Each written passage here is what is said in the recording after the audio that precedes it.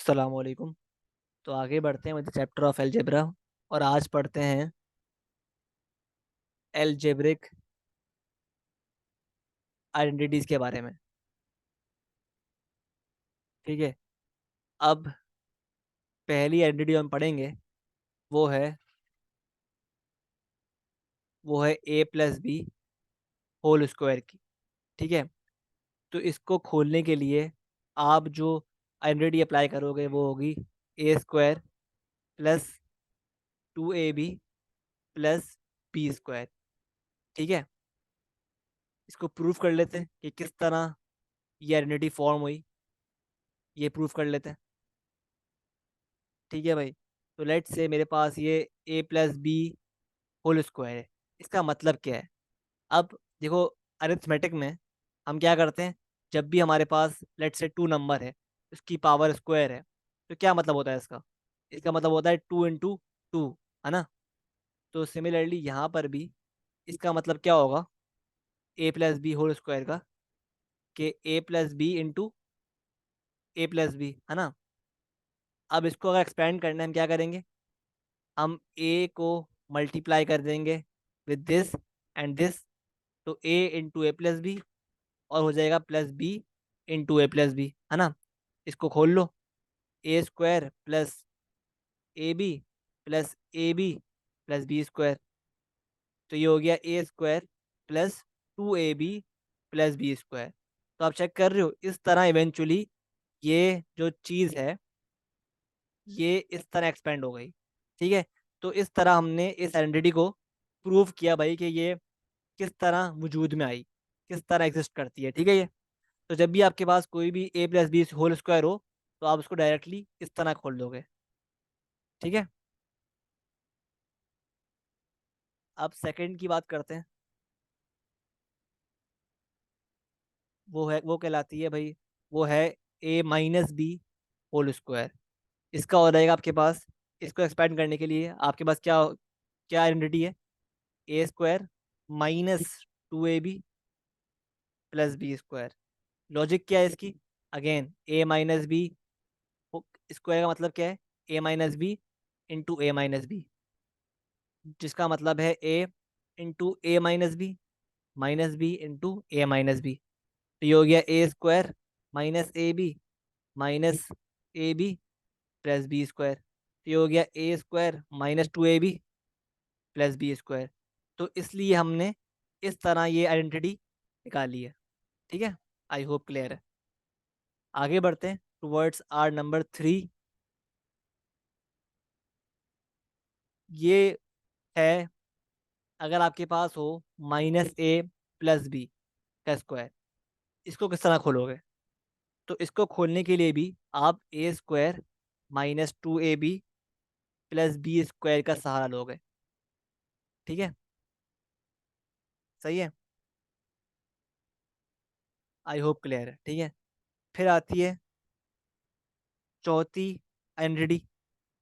वो है, अगर आपके पास -a -b का स्क्वायर हो, तो फिर क्या करेंगे?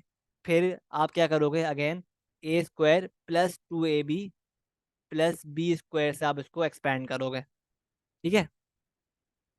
आगे बढ़ते हैं towards the number 5th identity. वो है, अगर आपके पास ब्रैकेट हो a-b into A plus B, तो इसको ये बराबर होता है A square minus B square के। ठीक है। ये बहुत ही इंपॉर्टेंट आइडेंटिटी है, बहुत काम आती है। ठीक है। Through out the math. सही है। तो इसको इसको हमने किस तरह निकाला है, लेट्स सी। तो ए माइनस बी है इंटू ए प्लस बी का मतलब क्या होता है? इसका मतलब है A multiplied by A plus B minus B multiplied by A plus B. इसको खोल लो Majid, A square plus A B minus A B plus B square, sorry minus B square. ये कट गया, क्या बचा? A square minus B square. इस तरह ये आइडेंटिटी आई है। ठीक है। आई होप क्लियर है। अब आखिरी आइडेंटिटी की बात करते हैं, नंबर 6 जो कहती है कि अगेन 5 की तरह ही है basically, X plus Y into X minus Y बराबर है X square minus Y square के। ठीक है, सेम ही बात है, 5 की तरह ही है, बस वेरिएबल्स जो हैं वो डिफरेंट हैं। ठीक है, उसमें ए भी था, इसमें एक्स और वाई है। ठीक है, बात पूरी वही है, X plus Y into X minus Y is equal to X square minus Y square. ठीक है, ये आपके पास एक और एंड लास्ट आइडेंटिटी है एलजेब्रा में। सही है, तो इन 6 की 6 आइडेंटिटीज को आपको याद रखना है। सही है, क्योंकि कभी भी इस्तेमाल हो सकती हैं। ठीक है, तो इनको भूलना नहीं है। सही है, तो अब आगे बढ़ते हैं। अब बात करते हैं अब बात करते हैं सिंप्लीफाई और स्लैश फैक्टराइज, कि हम सिंप्लीफाई या फैक्टराइज किस तरह करते हैं अलजेब्रा में। तो लेट्स से आपको क्वेश्चन दिया हुआ है 3a plus 6b plus 5a² plus 10ab। तो अब कहा हुआ है कि इसको आप बेसिकली क्या करो, सिंप्लीफाई करो। तो किस तरह करेंगे, आप क्या करोगे कि आपके पास ये 3a प्लस 6b है ना, और ये दो टर्म्स हैं, तो इन दो टर्म्स में आप 3 कॉमन ले लो। 3 कॉमन ले लिया तो क्या बचा, a प्लस 2b। और यहाँ पर इन दो टर्म्स में आप कॉमन ले लो 5a। 5a कॉमन निकल रहा है, ये हो गया a प्लस 2b। तो आप चेक कर रहे हो, ये ब्रैकेट, इसकी वजह से ये ब्रैकेट और ये ब्रैकेट सेम हो गया। ठीक है, तो अब इसको अगर आपको कंबाइन करना है ना, तो you can make a bracket 3 + 5 है, और क्योंकि ब्रैकेट सेम हो गए तो इनका एक ब्रैकेट आ गया a प्लस 2b। ठीक है, तो इस तरह आपने इस क्वेश्चन को फैक्टराइज कर लिया, सिंप्लीफाई कर लिया। ठीक है, आई होप क्लियर है। सही है, पहले आप कॉमन लिया आपने, फिर आपने इन दो ब्रैकेट्स को सेम किया कॉमन लेकर, फिर आपने इनको इस तरह फैक्टराइज कर लिया। ठीक है, आगे बढ़ते हैं, बात करते हैं एक और क्वेश्चन की। तो लेट्स से मेरे पास एक क्वेश्चन है 3x - 2/5 प्लस 2x - 1/3। ठीक है, तो अब क्या करेंगे, आप खुद चेक करो भाई, यहाँ पे साइन क्या है, बीच में प्लस का है ना, तो आपको बेसिकली क्या लेना पड़ेगा, एलसीएम। ठीक है, 5 और 3 का। ठीक है, तो मुझे बताओ क्या होगा एलसीएम 5 और 3 का।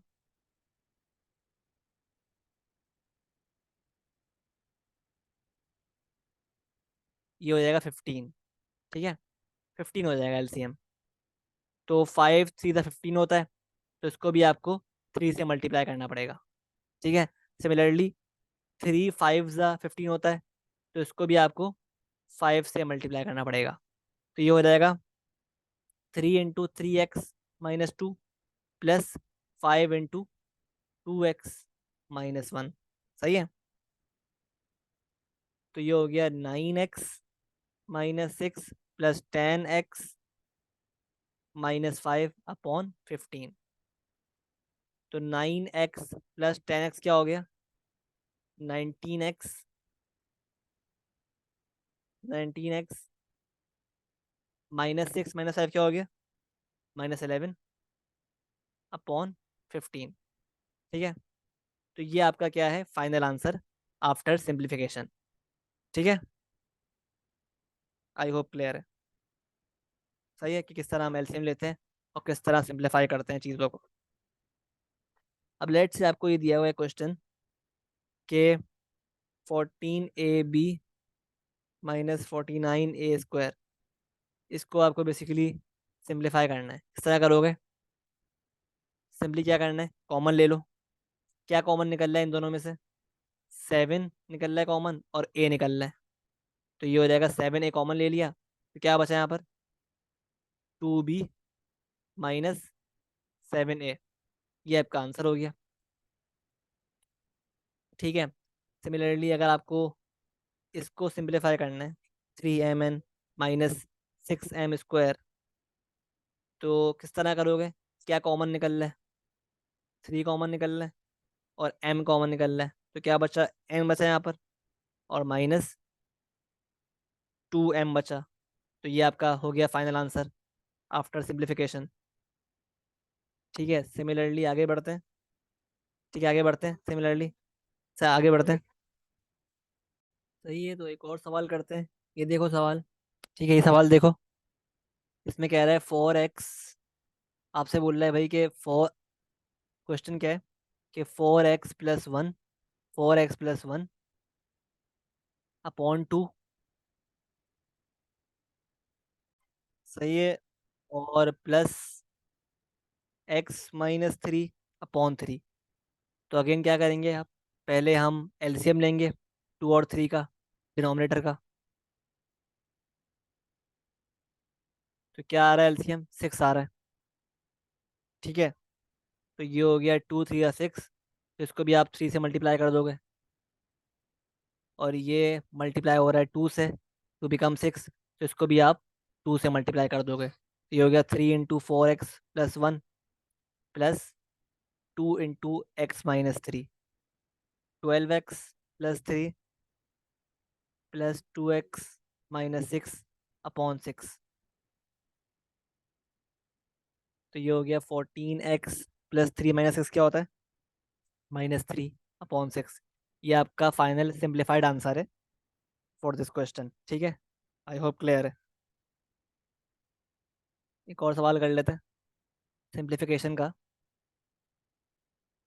तो लेट्स से आपको ये दिया हुआ है क्वेश्चन, 5x-2/3 -2x+3/5। अगेन क्योंकि बीच में माइनस है, तो आप क्या लोगे? आप एलसीएम लोगे 3 और 5 का।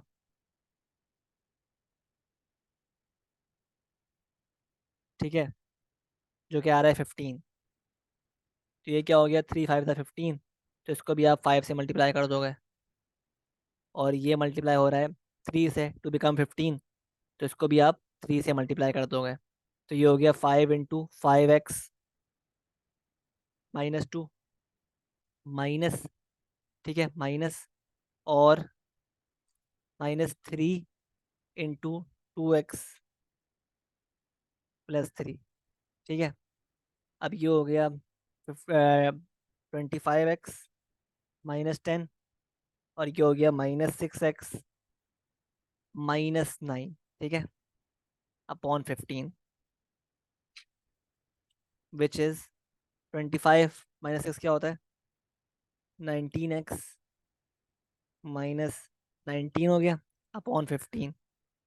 ठीक है, 19 कॉमन ले लो ऊपर से, तो ये बन गया 19 × x-1/15। ये आपका आ गया फाइनल आंसर। ठीक है, तो इस तरह हम सिंप्लीफाई करते हैं चीज़ों को। अब लेट से आपको क्वेश्चन दिए हुए कुछ कुछ क्वेश्चंस दिए हुए। ठीक है, 4x² - 36, और लिखा हुआ है सिंप्लीफाई। तो किस तरह करोगे? बहुत ईजी है। आप चेक करो भाई क्या कॉमन निकल रहा है पहले तो। क्या कॉमन निकल रहा है इसमें से? ऑब्वियसली 4 कॉमन निकल रहा है, तो 4 × क्या हो जाएगा? x² - 9।